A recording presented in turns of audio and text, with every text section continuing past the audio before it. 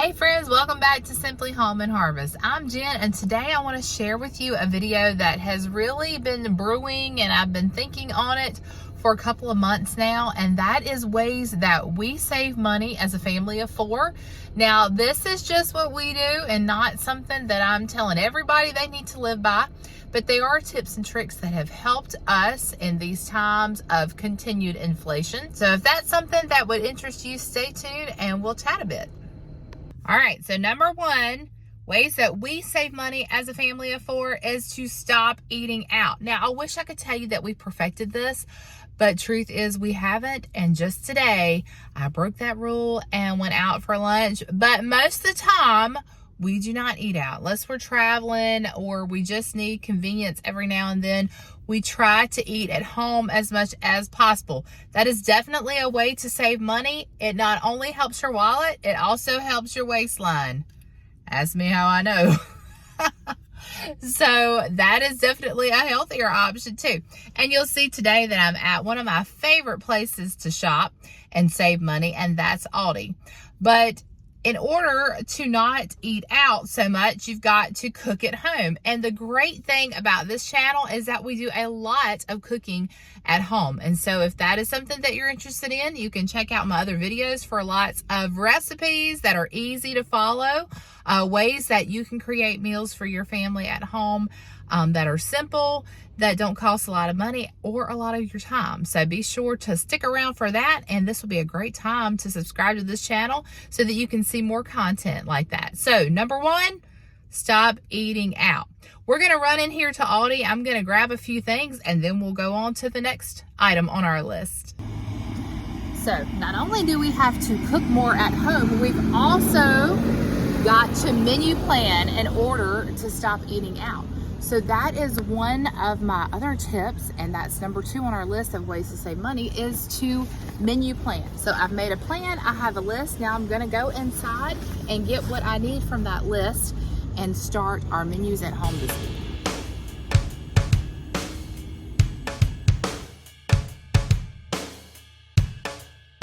All right, so I'm back in the van now. I got most of the items on my list that I needed from Aldi. I do need to go to Food Line and finish up.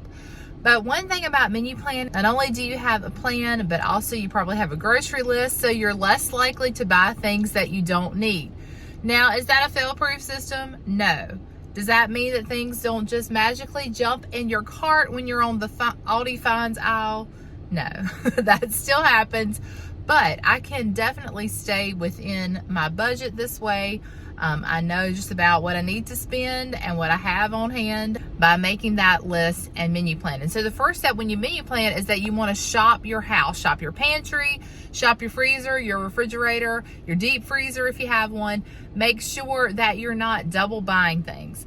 So if you've already got it on hand, then you know you don't have to buy it. Or if it's something that you're getting low on, you can go ahead and maybe grab a couple extra just so you have your pantry stocked. And that's something that maybe we'll talk about further. I do have videos also on keeping a stocked pantry and having a little bit of a food storage. So I will try to remember to link those down below, but if not, there is a playlist that includes those videos you can look up after you watch this one.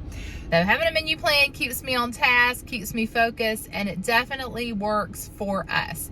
You don't have to do anything elaborate. You know, sometimes people have like menu boards in their house where they have everything listed out for the week. What I typically do is I've got a magnetic pad on my refrigerator, and I will just kind of write down every night an idea of what I want to have during the week based on like the sales of the store or what we already have on hand in the home, or maybe somebody requests something that they want, maybe something special for birthday, or it just might be something that someone has a taste for. So that's how we do it. I will tell you that I am not really a couponer.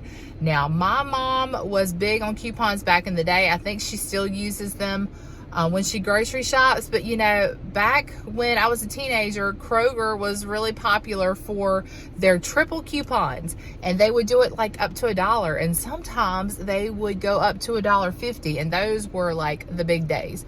I remember my mom going grocery shopping with her, and sometimes after they took off all those coupons, she would owe like $1. There were times when they owed her money. I mean, insane, right? I tried to keep up with that when I got married and started to grocery shop for our home, but I found that I wasn't really able to keep up with that as much. I would let coupons expire, I'd forget I had them, you know, that sort of thing. I just wasn't as organized as my mom was on that. And I have friends that are big couponers, and kudos to you. If you are big on coupons, I think that is wonderful. I love that they have, you know, apps on your phone now that'll help you track those things. I try to remember to put my number in when I'm at Target, and to use my MVP card when I'm at Food Line, things like that. But aside from that, I'm just not really that good when it comes to coupons. But what I do love to do is shop the sales and the deals. So that is another way that I menu plan. I kind of look at what's on sale, and if there's something that we need that's on sale, I'll go ahead and maybe stock up on those things. And that's what helps us save money with menu planning. Now, a third way that we are big on saving money in our home is to plan our trips to town, because I'm sure, like you guys, the gas around here just keeps going up, up, up. It'll drop a couple cents one day, the next day you'll go back out and it'll be 15 cents higher. I don't know why that happens. And it's very frustrating. So the best thing we can do instead of complaining about it is just try to find ways to deal with it. And one way to deal with it is to plan our trips to town. So I'm not running to the grocery store every time I need something, because I've got a plan. I'm not, you know, making multiple trips to town. I kind of write out, or I know in my head, okay, I've got to go to the bank, I've got to go to the grocery store, I need to run to pick this up or drop off something to a friend. And I just try to plan all those in one outing if I can. And then also, you know, it helps to save gas. They always say, like, do all your, you know, make right turns only. So I try to like hit the places along the route that I need to go that are on the right side. And then when I make my trip home, I can hit everything, you know, that's on the right side going home. So, you know, those are just little tips and tricks to help save money. My husband has been looking into getting an e-bike, which is an electric bike that would save gas. I don't know if he's going to do it or not, but he's been really smitten about it lately. So we'll see if he'll go that route. But I mean, you know, it may come down to riding an electric bike to work. Who knows? All right, you guys, well, I made it back home and I needed to change over a load of laundry before unloading the groceries. But that reminded me of number 4 way that we save money in our home, and that is to do it yourself. Now, that's not always the case. I realize that you can't always do things yourself or fix things yourself. Maybe, you know, you don't have the means to, or you're not able to, and that's okay. Sometimes we have to call in the experts as well, which made me think of this washing machine. Earlier this year, our washing machine just went out. It wouldn't drain. We were having a lot of trouble with it. And we got to doing some research on it and realized that it was 25 years old. We'd had it since we got married. My husband did everything in his power. When I say everything, I mean everything. He took the machine, the washing machine apart, and it was so filthy that I would not let him put it back together and continue to wash clothes in it. If you've ever taken a washing machine apart, it is a very humbling experience. The reason I'm telling you all that is because he tried everything in his power to fix it. So, you know, it doesn't always go that way where you can fix an item. We did end up buying a new washing machine, and that's okay too. But sometimes we have been able to save our appliances by just doing a little research, watching a YouTube video, or looking in the manual, or just calling somebody and getting some information so that we don't have to spend tons of money replacing an item that maybe we just need to repair. Also, you know, do it yourself means like making your own bread, or making your own baked goods, or making a gift instead of buying a gift for someone. Those are just things that we've done to save money, and it's really helped, because sometimes you can make it yourself or do it yourself. Sometimes you can do that for a whole lot cheaper than you can buy something brand new or even have someone do the job for you. Another example is this year. The last 3 or 4 years, we've had someone come and do our, refresh our landscaping, put down mulch, do a lot of things like plants for us. And that was something we used to do all the time, but, you know, time schedules and just not wanting to do the work, we just decided to call in someone else to do it. But this year, with the prices going up like they have, we decided that we would do it ourselves. We took a whole day, we took our time, we worked together as a family, and we put the mulch down, and we even planted more plants. If you've been with us anytime, you probably saw that video. But we saved lots and lots of money just by simply doing it ourselves. So just an idea there. If you can swing it, do it yourself. All right, now number 5 is a biggie. And I hate to be the one to tell you, but I'm going to tell you one that I'm still working on. Have to practice controlling it all the time. And that is to resist the urge to impulse buy. Now, I know I am one of those influencers here on YouTube that tell you all about the products that I found at Aldi and all the things, but that doesn't mean that you need to go out and buy it just because it's there. If you don't need it, if you won't use it, if it's just not a good economical decision, don't do it. Or take some time to wait and research it. Now, I wish I could tell y'all that I'm an expert on that, but that is not the case. In fact, in this house, it's Tim, my husband. He is the one that says, whoa, hang on, let's think about it. Can you do a PowerPoint presentation on it for me and give me 10 good reasons why this would be a good purchase for us.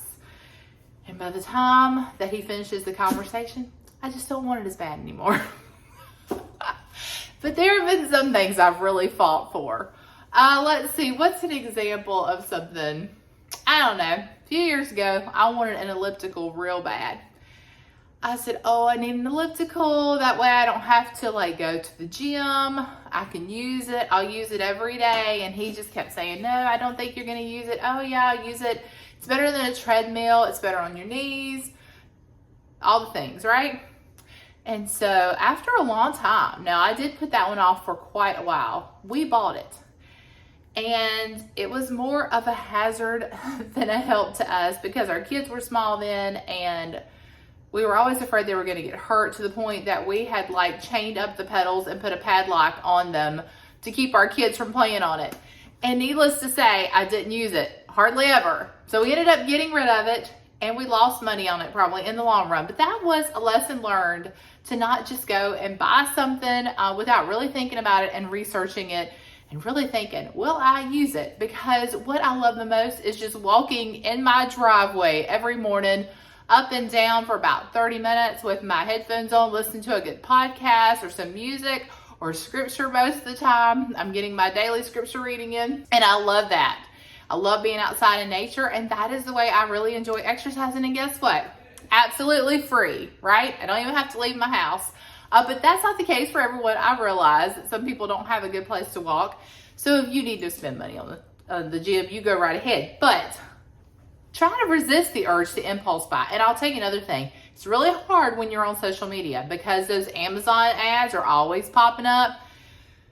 And, you just can't get everything. So do your research. Really think about things before you break down and buy them.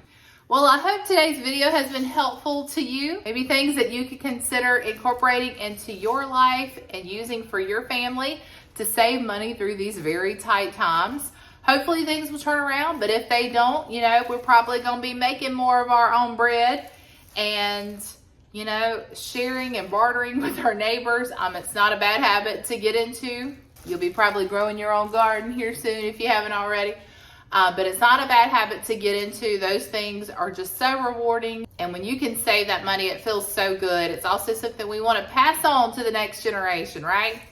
I look forward to seeing you in my next video. If you haven't already, like I said, hit that subscribe button, give this video a like. And until next time, remember to live simply, use what you have, enjoy the moments you've been given. I'm going to put the rest of these groceries away, and I will see you back right here in the next one.